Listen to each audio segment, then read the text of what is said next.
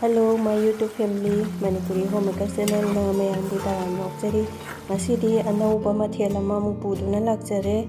Alu amatang ne tulagi telo janam sing khamen sinba macha tespata maroina kopi khitang amaga sisina chengkruk manane. Do jik thongba horase mayam. Cooking oil ama heta haibiyo idea sa tawse khitang hairage. Aduga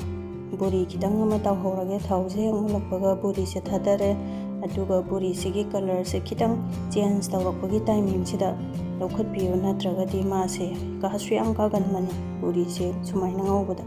mathang sumaina tawthoage adu chengkruk managi kannaba se ongtang khangbiragadi hingonda hoba chengkruk mana se sulang thoaroi ngasidagi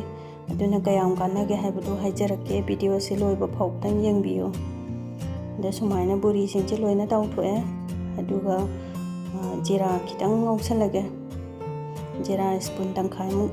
ausale dugedi tespata ani khak mayai thadalaga ausale aduga machu kitang olakpada telau janam sing si mu ausale aduga hing kitang thake hing thakpasina koigi hinjang mahause aduki mati helan bani ko hing je thaga ongtang haipe okhaire aduga achal maru marang asuba je spoon la chawwa ma thae aduga mithi kitang amaga thae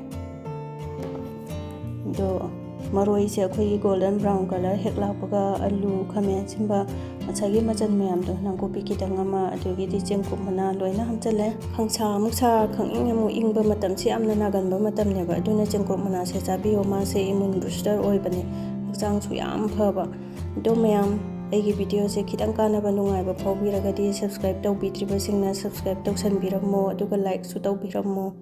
jik makhung khumjalaga satlauna pathange high flame da thammaga aduga moro tekpa khitang ama hape moro tekpa mari manga slice type ta soiraga aduga machu masala se spoon achauba ama hape aduga giti haribok khitang mache ani kha hape aduga kashmiri red chili powder se koi morok su yang kanna sada bani aduga hinjang se ma hau yamna lehen bani ma spoon tangkhai ma thakjale do singa ha polaga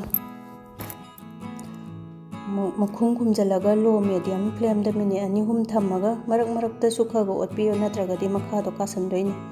mini ani hum thamo matungda ising achaba je hapsale aduga masai tawthoga thamba buri do tum hapjalage aduga buri su kitang theng na thagadi ma se pokthok powat bane ba tuna mahi hek hapjanbaga hapjanbiyo buri se ongtang makadang ontoga akhoi high flame da thamaga mini ani hum sawhange thum thakjale dodagidi garam masala dogidi fadigom jang mahau yamna lahan bane fadigom garam masala lorakpada thakpase ado mayam akhoi hingonda pahauda hoba chengkruk mana do langthokpi gano phajana chambiyo chengkruk mana da vitamins mineral mayam ama yawbane akhoi vitamin A B C D dogidi mit chu yam phan bane ba ado ngasi gidi video se loiselage bye bye.